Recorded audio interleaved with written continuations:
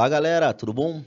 Bom estar com vocês de novo para a gente continuar o nosso bate-papo sobre redação, sobre a organização de cada um dos parágrafos, sobre como você vai racionalizar cada uma das partes do seu texto para que você possa ter a produtividade necessária para a sua argumentação. Vamos lembrar que a gente já passou por alguns momentos, já passamos pelo momento da pré-escrita, em que a gente estabeleceu aqui com algumas certezas, como a de que o tema do Enem é um problema social. A gente já passou pelo processo de entender que nosso grande objetivo aqui é provar que esse problema existe. Já construímos um primeiro parágrafo baseado numa ideia de contextualizar o tema dentro de uma realidade filosófica, sociológica, histórica, literária, entre outros, afirmando a problematização e indicando os caminhos a serem percorridos por esse processo de provas da existência desse problema. Além disso, o que mais que nós fizemos? Além disso, também nós determinamos um segundo parágrafo baseado no princípio de participação da sociedade dentro da formatação desse problema. E agora vamos trabalhar um pouquinho com o repertório do segundo parágrafo de desenvolvimento. Antes de começar especificamente, vamos lembrar que nós estamos trabalhando com uma realidade de 4 parágrafos. Por que, professor? Porque nós estamos nos baseando no Exame Nacional do Ensino Médio e na maioria dos vestibulares que estão por aí, que nos entregam 30 linhas para que a gente consiga se posicionar diante de cada problema. Bom, como eu só tenho 30 linhas, é importante saber que eu tenho um parágrafo de introdução e um parágrafo de conclusão. Portanto, para que eu tenha produtividade, para que eu tenha profundidade argumentativa, é interessante que eu trabalhe com 2 parágrafos de desenvolvimento, que são eles que vão marcar justamente as provas do posicionamento que eu tenho diante do tema. Por esse motivo, nós vamos trabalhar com 4 parágrafos, sendo um de introdução, 2 de desenvolvimentos e um de conclusão.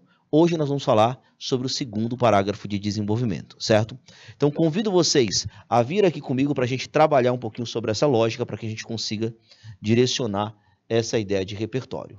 Bom, é importante dizer que nós estamos trabalhando em uma perspectiva de uma tipologia textual já muito bem marcada para a gente, que é a dissertação escolar, isso você já sabe, vamos trabalhar dentro dessa lógica aqui.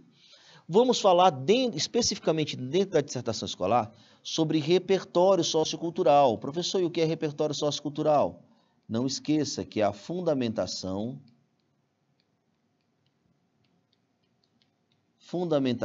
teórica do seu texto. Fundamentação teórica do seu texto. Bom, quando você tem aqui a fundamentação teórica, basicamente é as provas da existência, as provas de que você, a sua opinião, o seu posicionamento é um posicionamento válido, tá?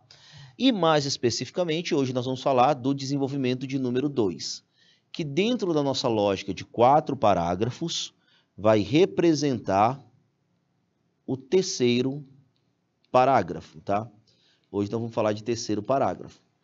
Pessoal, tem um outro detalhe também. Eu estou trabalhando aqui com uma ordem puramente didática, tá? Essa ordem não é uma ordem fixa. Então, o conteúdo de cada parágrafo, ele vai ser determinado de acordo com a sua necessidade, certo? Então, você vai trabalhar de acordo com a sua necessidade. Aqui eu estou apresentando uma proposta, uma ordem didática de como você pode organizar esse processo, tá?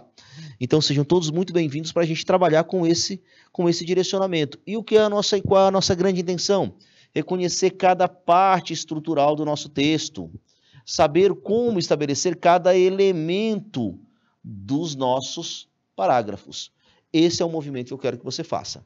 Para isso, é claro que nós vamos trabalhar aqui com aulas expositivas, é claro que nós vamos interpretar textos, fazer leituras, analisar textos que já deram certo, dissecar as estratégias utilizadas por eles, para que a gente possa necessariamente montar a nossa forma de racionalizar cada um dos pontos textuais que nós estamos trabalhando aqui, ok? Bom, entendida essa primeira parte, eu quero lembrar que nós temos uma estratégia, tá?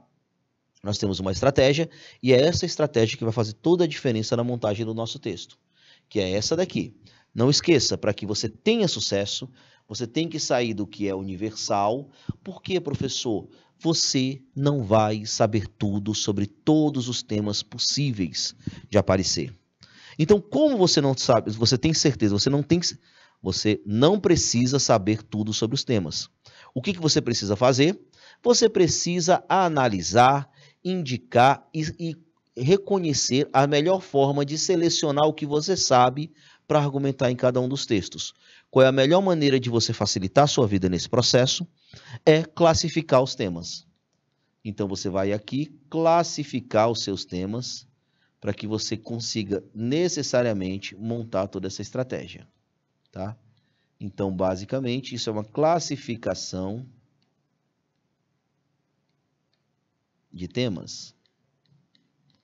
É uma classificação de temas, ok? Bom, classificação de temas. A partir daqui, o que eu vou fazer? A partir daqui, eu vou montar a minha estratégia para que eu consiga classificar esses temas de uma forma que me seja fácil direcionar cada um dos pontos. Como é que eu vou conseguir fazer isso? Basicamente, partindo daquela certeza que nós temos. Qual é a certeza que nós temos, professor?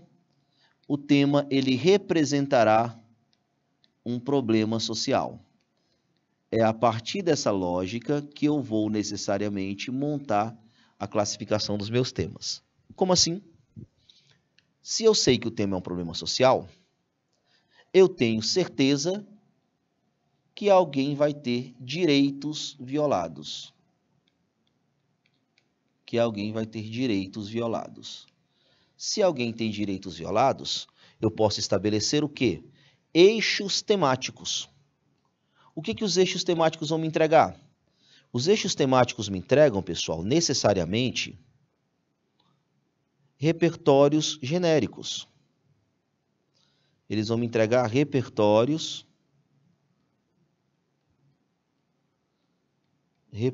genéricos. O que são repertórios genéricos, professor?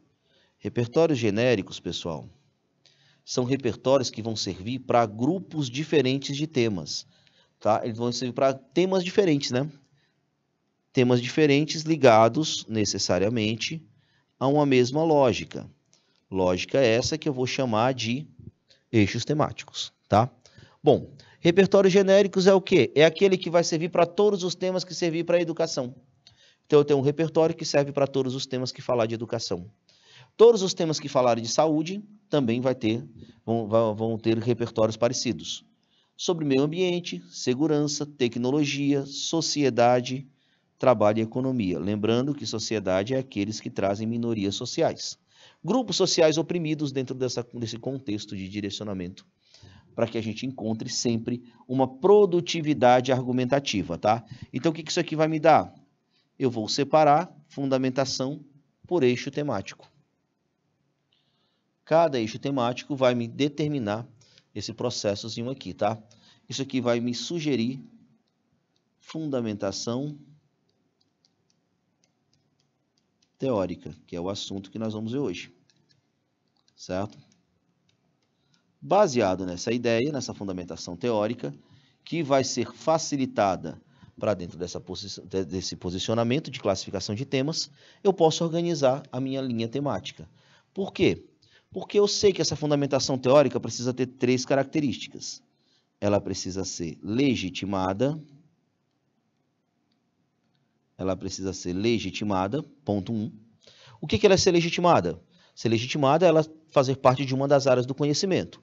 Ser história, filosofia, sociologia, entre outras coisas. Ela precisa ser pertinente ao tema.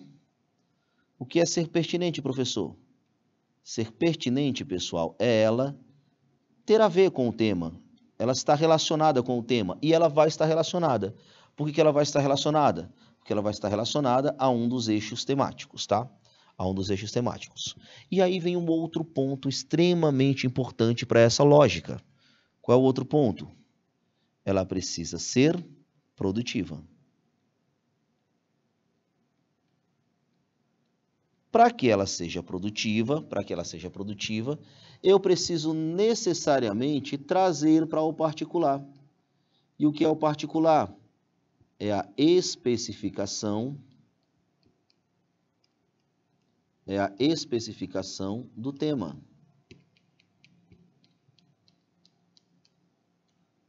É a especificação do tema, certo? É a especificação do tema. A partir daí, eu tenho todo o meu direcionamento para que eu consiga montar a minha estratégia textual. Basicamente, é a partir dessa lógica que eu vou conseguir montar, sempre ter repertórios para todos os parágrafos, inclusive para o parágrafo que nós vamos falar hoje, que necessariamente é o nosso terceiro parágrafo, tá? Vamos relembrar um exemplo que eu já venho trazendo aqui nas últimas aulas, para que a gente foque hoje no parágrafo que nos interessa. É basicamente... Ah, sim, um detalhe. Vamos, claro, não vou esquecer. Como é que eu faço para especificar o tema, professor? Você vai especificar o tema a partir de um recorte temático, a partir daquilo que nós vamos chamar de núcleos temáticos. Você vai trazer uma linha de núcleos temáticos. Professor, o que são núcleos temáticos? São as palavras-chave da frase tema. As palavras-chave da frase tema, ok? Quando eu trago essa realidade, o que eu posso fazer? Vou entender que essa frase tema, qual é a importância dela? Por que ela é tão importante para a gente? Porque a frase tema, pessoal, ela vai determinar a abordagem completa do tema. É ela que vai garantir que eu não vou fugir do tema que me foi proposto. Por esse motivo, é muito importante que eu saiba trazê-la para dentro do meu texto. Como é que eu vou fazer isso? Relembrando a seguinte situação. A frase tema, os núcleos temáticos serão representados por uma palavra-tema, por uma especificação, que é o recorte temático, e por uma palavra que indica problematização. A partir daqui, você tem uma lógica de montagem textual. Bom, ó, o exemplo que eu estava falando para vocês. Exemplozinho do Enem de 2020, tá? Para que a gente trabalhe dentro de uma perspectiva que vai nos levar para o nosso parágrafo de hoje, que é o terceiro parágrafo. Primeira coisa que você vai encontrar, os núcleos temáticos. Quais são eles, professor? Doenças mentais, os estigmas associados às doenças mentais na sociedade brasileira. Doenças mentais, estigmas, sociedade brasileira. Isso daqui vai representar os meus núcleos temáticos. Onde é que eles vão aparecer? Logo de cara, quando eu montar a minha tese, certo? Núcleos temáticos. Beleza? Tem essa alternativa aí. Bom, antes que eu traga esses núcleos para dentro da minha produção textual, eu vou lembrar que eu preciso classificar no eixo temático. Quando eu falo de doenças mentais, eu tenho necessariamente um direito colocado em risco. Que direito que é colocado em risco? O direito à saúde, previsto no artigo 196 da Constituição Federal de 1988. Beleza? Bom, quando eu tenho aí essa alternativa, o que eu preciso agora? Eu preciso direcionar a minha produção para dentro dessa lógica. O artigo 196 da Constituição Federal Brasileira prevê a saúde como direito de todos, tá? Bom, depois que eu montei aqui essa estratégia, eu preciso fazer aquele movimento. Sair do que é universal para o que é particular. Então, o que eu preciso? Sair dessa linha do que é saúde, lembrando que isso aqui é um processo do que é universal.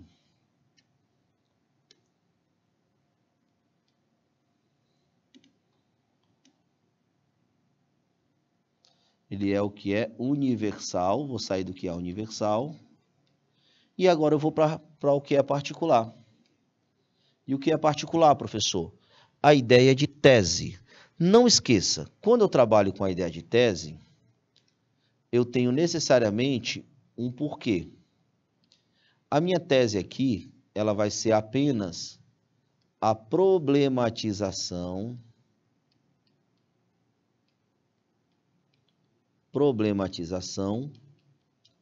do tema. Ela não será algo que você vai ser a favor ou contra, ela não será algo que vai envolver a relação uma relação de você assumir um lado ou outro lado, você vai apenas dizer que o problema existe. Então, para isso, o que você precisa? De expressões que vão indicar essa problematização do tema, tá? O seu posicionamento diante do tema sempre será uma problematização, certo? Isso tratando de Exame Nacional do Ensino Médio. Como é que eu faço isso? Eu vou trazer aqui, ó, uma expressão problema. Eu vou necessariamente trazer uma expressão problema, que é o momento em que eu vou afirmar que eu estou tratando de um problema social. O cenário desafiador. Quando eu tenho um cenário desafiador, eu tenho necessariamente um problema. E agora, para trazer para o que é particular, o que eu vou fazer? Vou trazer as palavras que vão representar os núcleos temáticos. O cenário desafiador de combater os estigmas associados às doenças mentais na sociedade brasileira. Aí eu trouxe para o que é particular, tá? Eu trouxe para o que é particular. Pronto, agora eu já dei um direcionamento para o meu texto. Agora o que eu preciso? Montar a minha argumentação, que é o meu projeto de texto. Bom, eu preciso provar que o problema existe.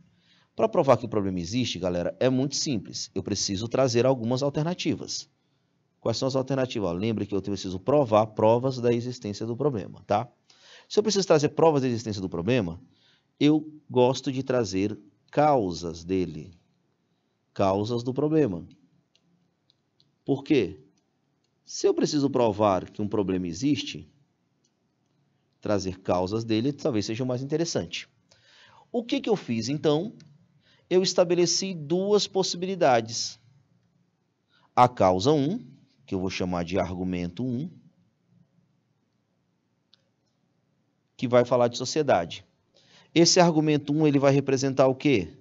O assunto do segundo parágrafo. Esse assunto, ele vai tratar de quê? Sociedade. A participação da sociedade, a causa social do problema. Por outro lado, o que nós vamos tratar hoje? Do argumento de número 2. O argumento do número 2 é o assunto do meu terceiro parágrafo.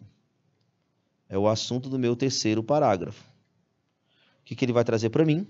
Justamente um direcionamento do que eu vou tratar do Estado. Então, hoje o meu parágrafo que eu vou falar é justamente sobre o Estado, sobre a ineficácia de políticas públicas. Quero só lembrar que quando eu falo de ineficácia de políticas públicas, eu estou falando de ações governamentais.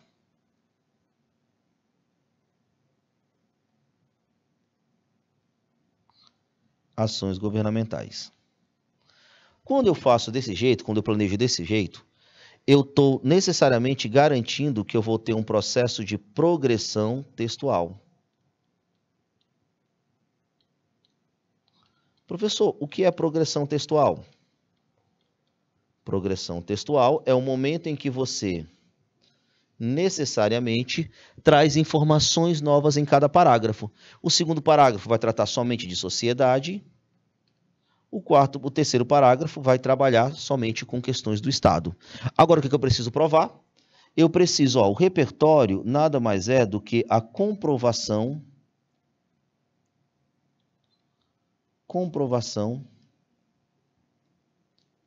da falha estatal. Então, basicamente, qual é a nossa intenção de hoje? Encontrar alguém que confirme que o Estado falha. Encontrar alguém que concorde comigo em dizer que o Estado não cumpre o seu papel. Então, aqui é o pulo do gato que a gente vai encontrar nesse momento. Agora, vale lembrar também, ponto muito importante, que cada parágrafo tem uma expectativa. Nós vamos chamar isso de direcionamento ou expectativa. Veja bem, nós vamos necessariamente trabalhar nesse momento aqui com uma ideia de expectativa paragrafal.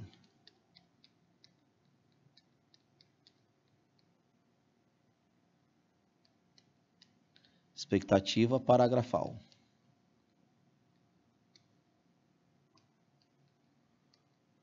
Quando eu monto, pessoal, uma expectativa paragrafal, o que eu tenho aí? Necessariamente eu tenho existem pontos que eu espero que apareçam no meu parágrafo. Esses pontos são justamente cada um dos elementos que nós vamos trazer aqui. Para ilustrar esse momento, galera, eu trouxe para vocês uma redação que tirou nota 1000 no seguinte tema. democratização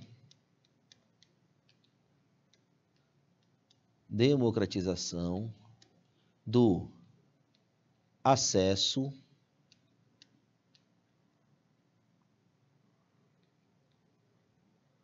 deixa eu apagar aqui e escrever direitinho.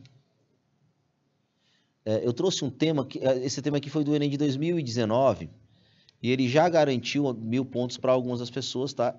Dentre elas, essa pessoa que eu trouxe aqui. Democratização do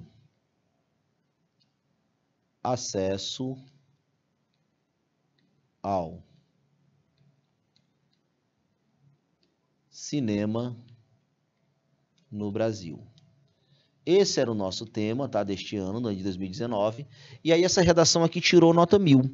Basicamente, o que eu quero que vocês façam? Uma comparação entre a nossa redação, a nossa possibilidade, essa expectativa que eu estou montando aqui, e essa redação que já teve sucesso, porque a gente vai seguir a mesma expectativa paragrafal, que são os mesmos pontos, a mesma separação de parágrafo.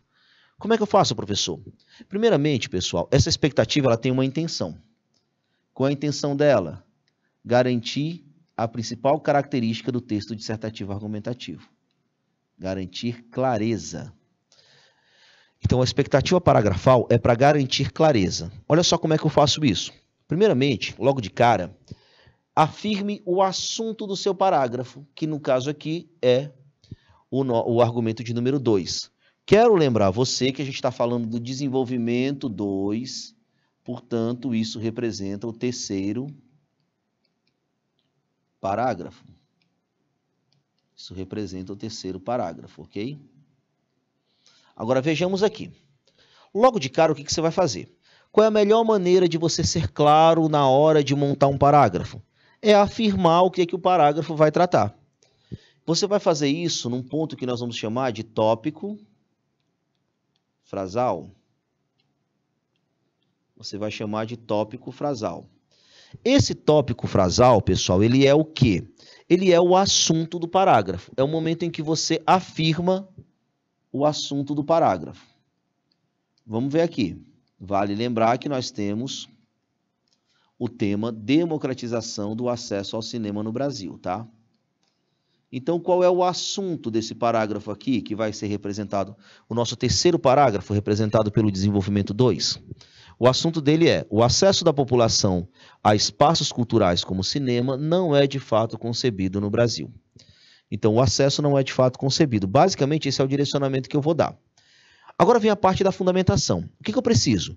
Eu preciso de alguém que me diga que é dever do Estado ou que é direito da população acessar isso daí. Quem é que eu trouxe aqui? Eu trouxe um repertório baseado em uma autoridade, tá? Então, veja bem. Aqui eu trouxe um repertório de autoridade. Alguém que vai confirmar a minha fala de que o brasileiro deveria ter direitos, mas não são respeitados. Quem é esse cara? Gilberto de Menstein. Ele é um sociólogo, tá? Sociólogo, jornalista, filósofo, que escreveu vários livros, dentre eles um bem legal que dá para você usar em todos os textos que você fizer lá no Exame Nacional do Ensino Médio. Olha aqui. Gilberto de Menstein, em sua obra Cidadão de Papel, diz que nem sempre as leis presentes nos documentos oficiais nacionais são cumpridas, desencadeando uma realidade em que indivíduos são reconhecidos e amparados pelo Estado apenas no papel. Ó, dicasinha para vocês. Eu quero que você se lembre que esse momento aqui, você tem necessariamente um trecho expositivo. Por quê, professor? Ele é um trecho expositivo. Porque, basicamente, o que você faz aqui é expor a ideia do Gilberto de Menstein. Você está apenas expondo a ideia dele. Então, quando você apenas expõe a ideia dele, ele não é um trecho argumentativo. Ele é um trecho universal, é a fala da autoridade que eu estou trazendo para o meu texto.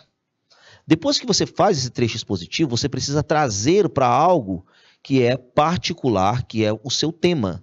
Então, ele só será produtivo se você trouxer para cá, ó, que é a parte que realmente vai dar a argumentação.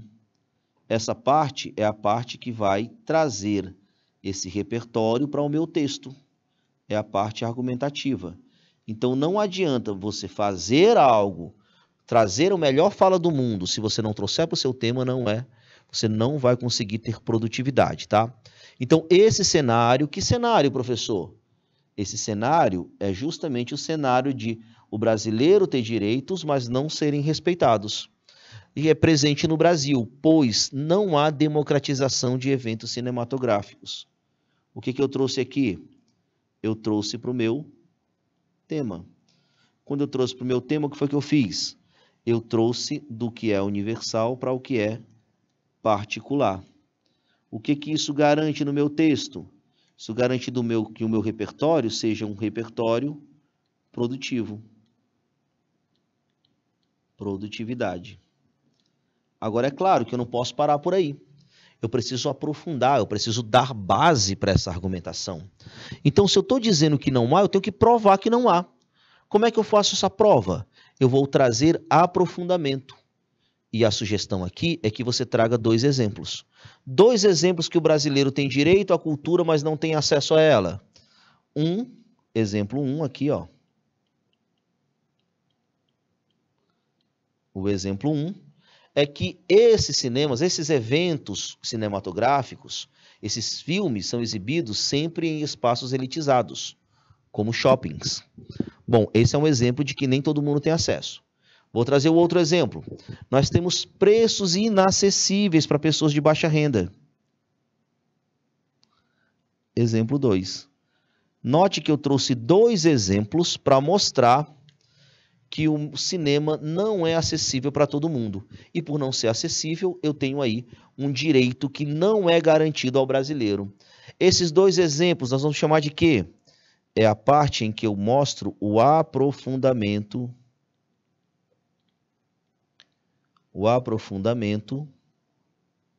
do meu texto, tá? Esse aprofundamento é extremamente importante para que eu dê concretude para o meu trabalho, beleza? Aprofundamento que nós temos aí. O que está faltando agora? Somente um fechamento do parágrafo. Todo parágrafo ele segue uma mesma linha de pensamento. Ele deve ter um começo, um meio e um fim. Deve ter uma introdução, o desenvolvimento e uma conclusão. Cada parágrafo. Nesse aqui, qual é a introdução dele? É o momento em que eu afirmo o tópico frasal. Eu afirmo o assunto do parágrafo.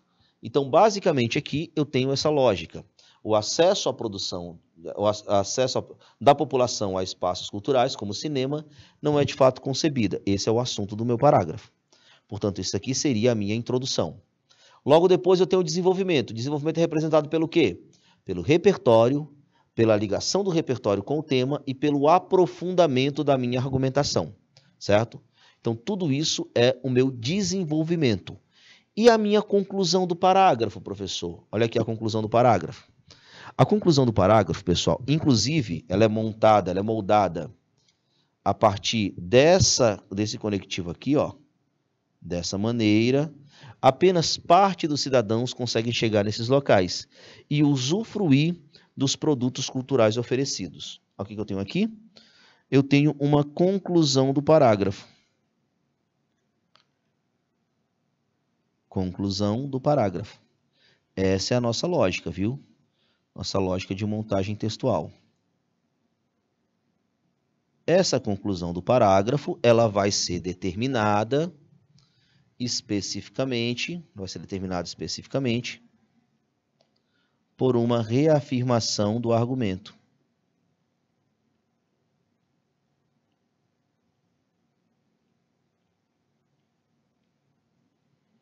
Reafirmação do argumento.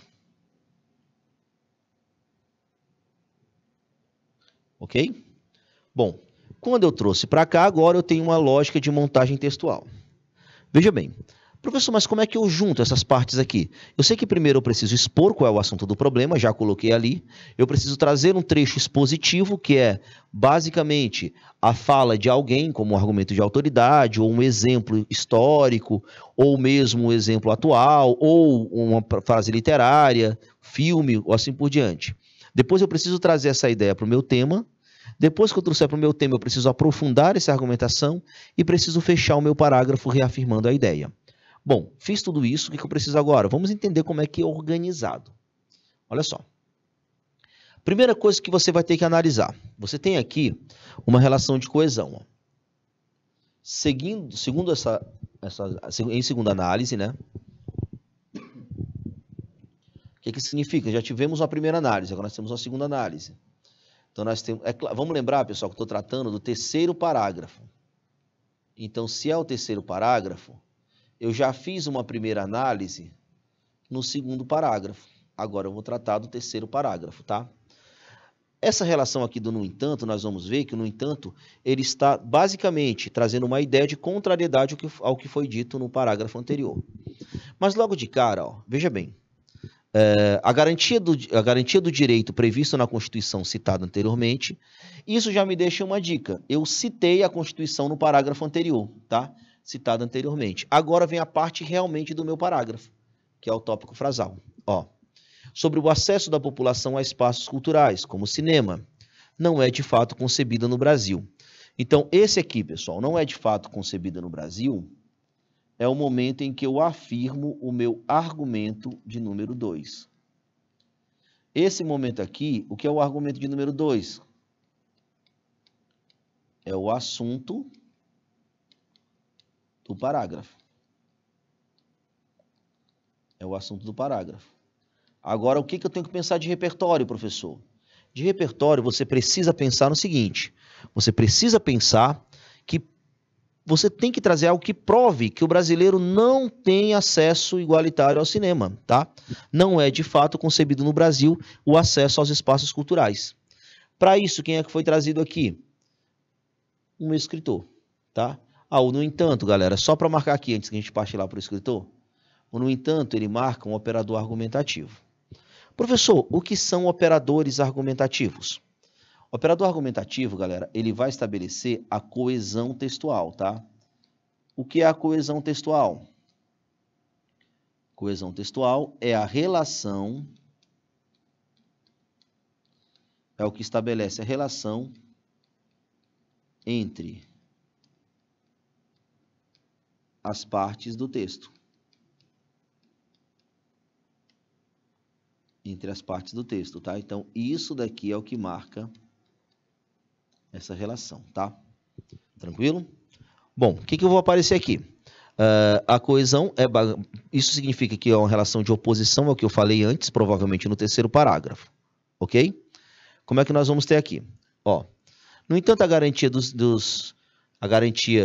direitos previstos na Constituição citada anteriormente sobre o acesso da população a espaços culturais como cinema não é de fato concebida no Brasil. Pronto. Fechei aqui o primeiro momento. Agora eu vou comprovar o que eu falei. Como é que eu comprovo? Eu comprovo o que eu falei, pessoal, a partir da fala de uma autoridade. Professor, por que eu tenho aqui a fala, por que eu especifiquei que isso é um repertório universal? Ele é universal porque ele vai servir para todo e qualquer tema que envolva o problema social. Então ele vai servir para todos os temas, tá? Ele serve para todos os temas. Professor, por que ele serve para todos os temas?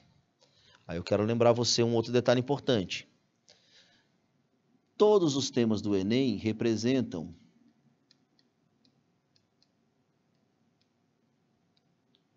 problemas sociais. E se todos representam problemas sociais, eu sempre vou ter direitos violados. Por isso, sempre dá para citar o Gilberto de Menstein. Ó.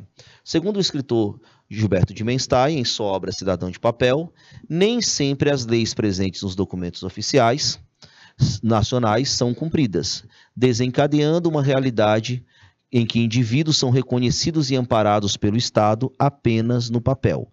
Opa, direcionei isso daí, agora o que eu preciso?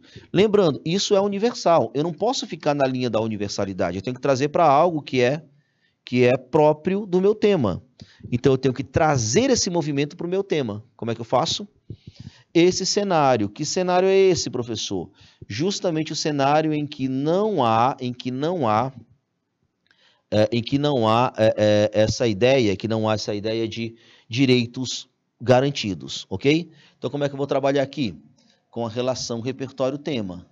Esse cenário, ele vai trazer para o tema, portanto, ele vai dar a especificação que eu preciso para que meu texto se torne argumentativo.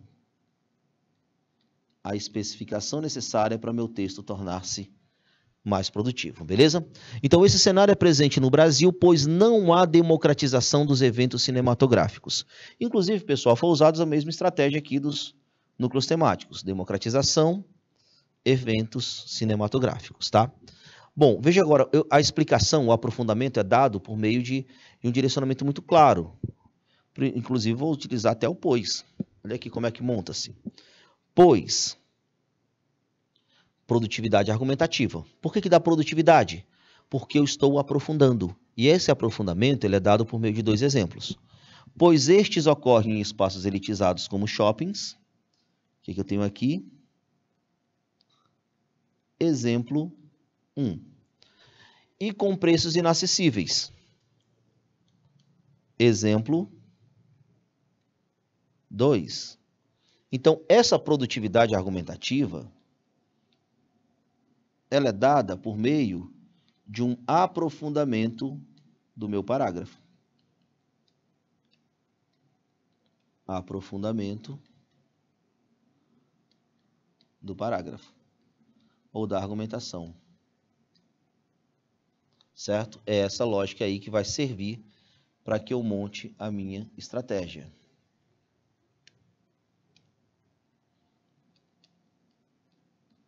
Aprofundamento da argumentação.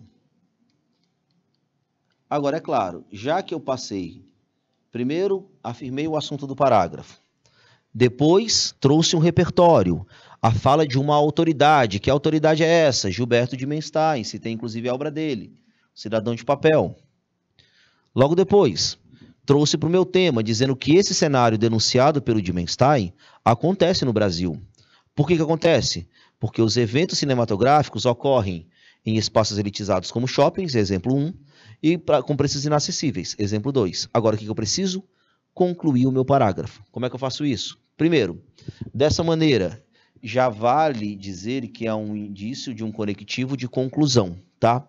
Porque eu vou reafirmar, vou fechar o meu parágrafo.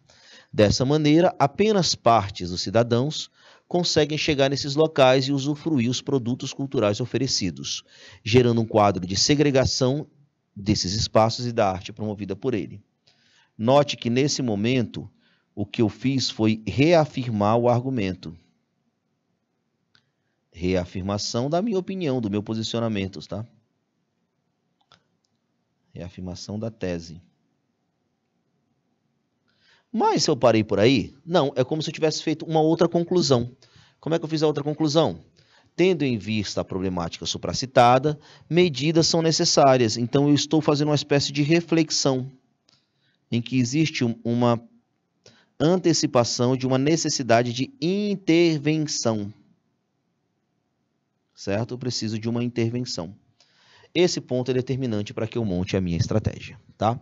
Professor, isso funciona? Funciona tão bem que você consegue trocar o tema e manter a mesma lógica. Olha aqui se eu aplicar outro eixo temático. Aqui nós vamos falar da formação educacional dos surdos no Brasil. Vamos falar dos surdos, de educação dos surdos, né? Como é que eu posso fazer aqui? Eu posso, basicamente, trazer a mesma ideia, ó, do assunto do parágrafo. Como é que eu vou fazer? Em segunda análise, no entanto, a garantia do direito previsto na Constituição anteriormente sobre o acesso da população à educação, que é isso aqui, é o direito. E quando eu falo de direito, eu estou falando de eixo temático. O que eu preciso agora? Trazer o meu tema. Com a inclusão dos surdos vai ser o quê? Vai ser o meu tema. Inclusão dos surdos no processo de ensino não é de fato concebida no Brasil. Tem um direcionamento aí. Aí o que eu vou fazer? Utilizar o mesmo repertório. Ó. Segundo o escritor Gilberto de Menstein, em sua obra Cidadão de Papel, nem sempre as leis presentes nos documentos oficiais nacionais são cumpridas, desencadeando uma realidade em que indivíduos são reconhecidos e amparados pelo Estado apenas no papel. Aí eu vou trazer para o meu tema, ó. Esse cenário está presente no Brasil, pois não há acessibilidade aos meios de ensino regulares. De novo, trouxe aqui para a relação do tema.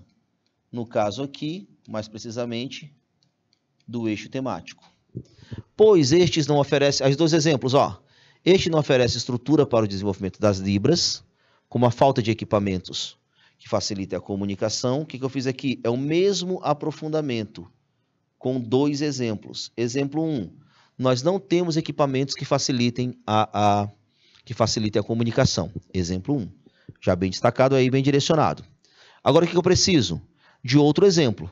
Um só é pouco. Eu vou dar outro exemplo que prove que o Brasil não dá acesso adequado aos surdos, à educação, né? Exemplo 2. Qual é o outro exemplo que eu tenho aqui de dificuldade? O exemplo 2, ele vai trabalhar como uma insuficiente quantidade de especialistas em Libras. Pronto. Aí eu só preciso fechar o parágrafo. Dessa maneira, pessoas com necessidades especiais, vale lembrar que eu estou trabalhando aqui com os surdos.